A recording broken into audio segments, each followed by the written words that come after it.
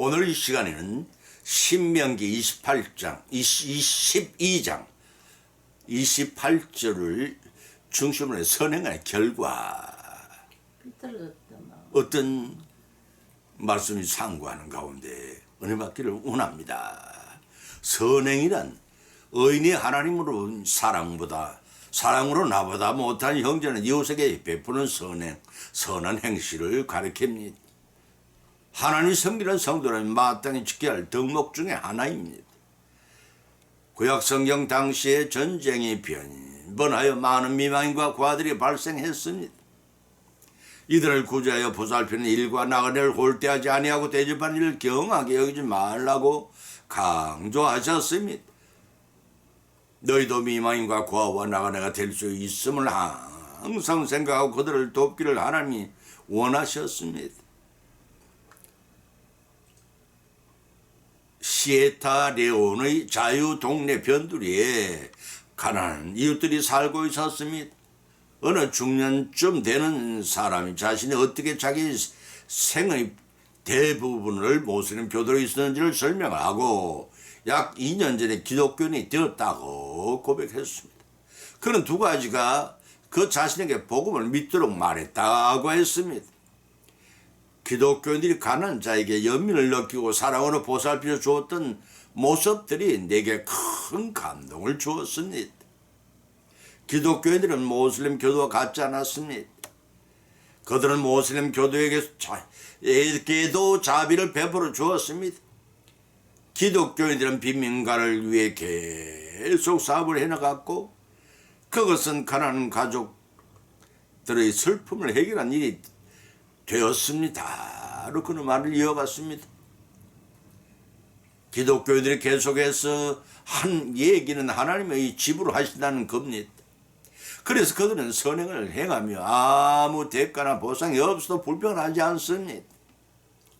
나는 그것들을 통해 예수 그리스도가 우리의 죄를 위해 돌아가시다는 것을 배웠습니다. 그리고 나는 바로 그 시간 기독교인이 되었습니다. 라고 기쁨으로 간증했습니다. 지금 이 사람의 부인과 장성한 내 자녀는 예수님을 따르는 자들이 되었습니다. 그뿐 아니라 자기 이웃인 모슬림 교도들에게도 복음을 전하고 있습니다. 우리가 경건히 예배를 드리고 머릿속에 가득한 신학적 지식이 있다고 해서 복음이 전해지는 것은 결코 아닙니다.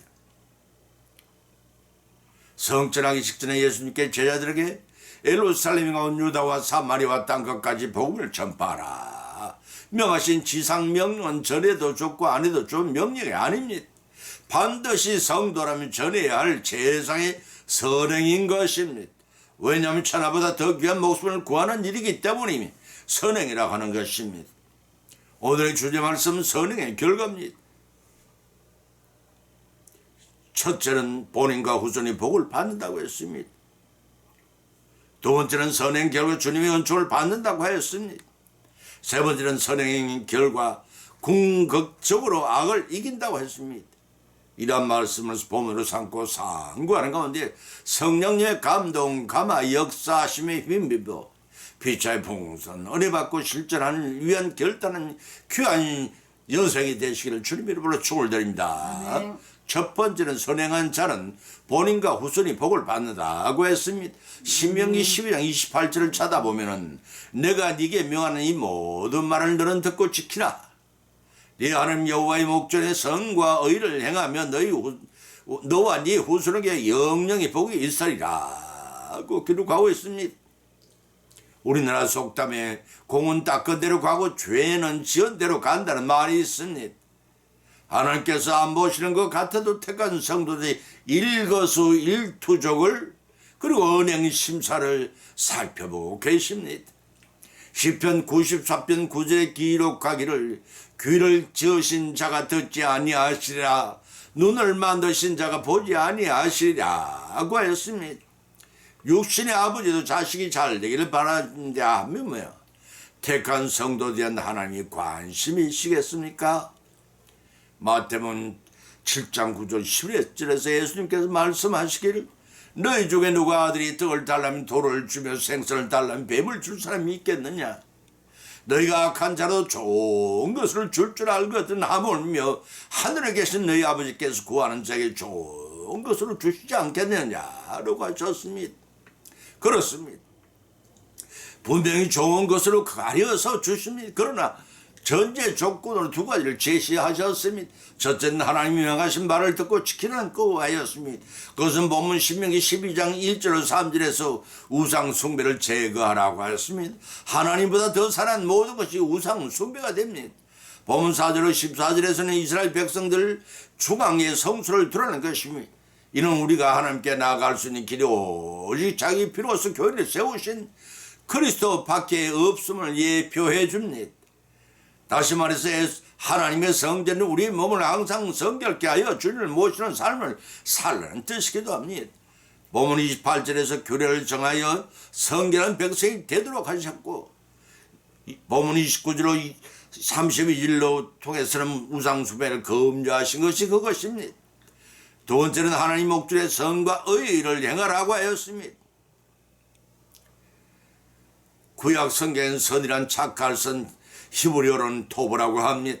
도덕적 만족을 주는 의미로 사용되었는데 70인 여기에서는 헬라어 아가토스라는 말을 사용하여 존경할 만한, 칭찬할 만한 훌륭한 이란 뜻을 지니고 있는 단어가 되었습니다. 따라서 하나님의 성품이 선하시고 하나님이 하신 일들이 선하며 하나님이 주신 선물과 하나님의 계명이 선합니다. 그러므로 결론적으로 하나님의 계명에 순종한 것이 됩니다. 그 계명 곧 쉽게 말하면 하나님 사랑과 이웃 사랑인데 그 두 가지 사랑을 행하는 것이 곧 선행인 것입니다. 하나님 사랑은 참 신이시며 유일하신 신은 하나님밖에 없음을 알고 나 외에 다른 신을 섬기지 말고 계명을 지켜보지 않는 하나님께 대한 사랑을 눈에 보이는 이웃에게 행하는 것이 선이요, 내 이웃을 나의 몸처럼 사랑하는 것이 일이 선행인 것입니다. 또 의란 신학에서는 하나님의 뜻의 요구와 의무를 지켜 일치시키다는 의미를 사용합니다. 율법의 의, 갈라디아 3장 21절과 빌립보 3장 6절과 9절에서 율법의 의에 대해서 말하고 있습니다. 이는 하나님의 의는 인간의 불의와 대조가 됩니다. 의는 예수님의 의에 하나님 나라가 허락된 사람들에게 주어지는 선물로 포함된다고 마태복음 5장 6절에서 밝히고 있습니다. 또 이 의는 하나님의 의의 선물로 구원의 새로운 영역을 들어가는 것, 곧 하나님의 통치 아래서 영생을 얻는 것을 뜻한다고 로마서 6장 12절 23절과 고린도서 6장 7절 14절 빌립보서 1장 11절의 기록수를 참조하시기 바랍니다. 에베소서 4장 24절을 찾아보면 하나님 따라 의와 진리와 거룩함을 지으심을 하던 새 사람을 입으라고 기록하고 있습니다. 의와 진리와 거룩함으로 지으심을 받은 새 사람이 곧 의인입니다. 이 두 가지를 순종할 때 너와 네 후손에게 영영의 복이 있으리라고 하셨습니다. 따라서 인간의 의인의 가는 길은 힘들고 어렵지만 그러한 생활 속에서도 선행을 베푼 결과 본인과 후손이 복을 받습니다. 3, 4대만이 아니라 천대에 이르기까지 복을 받는다는 사실을 알고 이 복을 모두 성차여 누리시기를 예수님의 이름으로 간절히 축원을 드립니다. 두 번째는 선행을 베푸는 자는 주님의恩寵을 받는다고 했습니다. 잠언서 11장 27절을 찾아보면 선을 간절히 구하는 자는恩寵을 얻으리니와 악을 더듬어 찾는 자에게는 악이 임하리니 자기 재물을 의지하는 자는 패망하려니와 의인은 푸른 잎사귀 같아서 번성하리라고 하였습니다. 여기서 은총이란 말은 은혜은 사랑할 총, 높은 사람에게서 특별히 받은 은혜와 사랑을 은총이라고 합니다. 구약 성경에서는 인간의 죄에 대한 하나님의 용서로서 사랑과 은혜를 뜻하고 신약에서는 예수 그리스도로서 인간의 죄를 구속하시는 은혜와 사랑을 은총이라고 해 사도행전 7장 10절에서 밝혀 있음을 참조하시기 바랍니다. 본문의 말씀은 총 375개의 여러 주제를 담고 있는 짧은 경구로 이루어진 솔로몬 잠언이 수록된 잠언서 10장 1절로 22절 2장 16절로 일련의 부분입니다. 거기에는 지혜로운 노인과 어리석은 악인의 비교로 일관이 됩니다. 작게는 실생활에 부딪히는 여러 모습과 관련된 단락별로 묻고 강행하기가 불가능합니다. 그러나 구절별로 해석을 하게 되면 일론자들로 하여금 은혜를 입기도 합니다. 특히 보면 27절 말씀 선을 간절히 구하는 자는 은총을 얻으려니와 악을 더듬는 자는 자에게는 악이 임하리라고 하였습니다. 본절에서 선을 구하는 자와 악을 더듬어 찾는 자에게는 은총과 악이 임하리라고 선언하고 있는 것입니다. 여기서 선을 간절히 구하는 자란 타인에게 선을 베푸는 것으로서 자신의 기쁨을 삼으며 하나님께 기쁨을 드리는 자를 말합니다. 또 악을 더듬어 참는 자는 남에게 해를 끼치고 괴롭히는 행동을 통해서 기쁨을 얻는 자를 가리킵니다. 따라서 본절의 의인과 악인의 상반된 생활과 그 결국은 묘사한 것으로 하나님께서 반드시 사람의 행위에 합당한 심판을 내려주시는 것을 본문은 특별히 강조하고 있습니다. 말씀으로 천지와 만물을 창조하시고 지금도 살아계서 창조 원리대로 섭리하고 계시고 원하시는 뜻대로 통치하시는 하나님의 주권을 갖고 계신 그 공의는 악을은 도저히 감당할 수 없는 엄청난 것임을 두말할 나위도 없습니다. 두말할 나위도 없습니다. 특히 이 땅에서 신자나 불신자 각자가 한평생 행한 이런 의로운 것이든 불의한 것이든 언제가 그들의 영계 심판대 앞에 낱낱이 기록된 생명력 또는 행실력을 근거로 하여 심판을 받게 될 것입니다. 그때에 은총을 받은 자와 악을 입은 자가 엄청나게 판결하게 될 것입니다. 은총을 받은 자는 영생 청에 다르기와 시상에서 마치 회개하지 못한 모든 죄를 정결케 하여 천국에 들어갈 준비를 하게 될 것입니다. 이와 반대로 악이 임할 자는 더욱 악하여 져서 지옥 백성으로 영원한 벌을 받을 준비를 하게 될 것을 명심해야 할 것입니다. 또 한번 본절 하반부에서 재물을 의지하는 자는 패망하려니와 하나님을 의지하는 의인은 푸른 잎사귀같이 번성하리라고 부분을 축복하고 있습니다.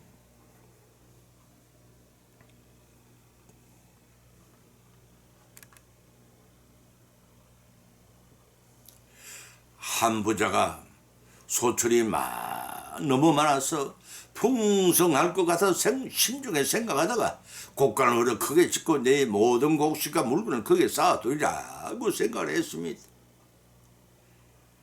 그렇게 한 후에 내가 내 영혼에 이르되 영혼아 여러 해설 물건을 많이 쌓아뒀으니 평안함이 쉬고 먹고 마시고 즐거워하리라 하되 하나님은 이러시되 어리석은 자여 오늘 밤 네 영혼을 도로 자들이니 그러면 네가 예비한 것이 네 것이 되겠냐 하셨으니 자기를 위하여 재물을 쌓아두고 하나님께 부여치 못한 자는 이와 같으리라고 하였습니다.